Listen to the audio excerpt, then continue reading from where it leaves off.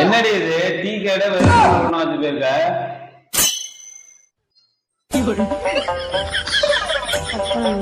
பாரு அவங்க அம்மா பண்றது.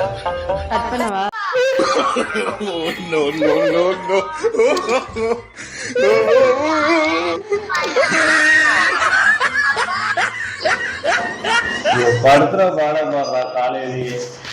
வராரு பச்சை மிளகா இருந்தா நீ ஒன்று சாப்பிடு, நான் ஒன்று சாப்பிட்றேன்.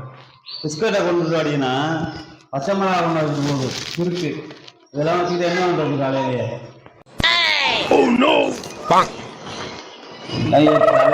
காலையிலே பச்சை மிளகா திங்க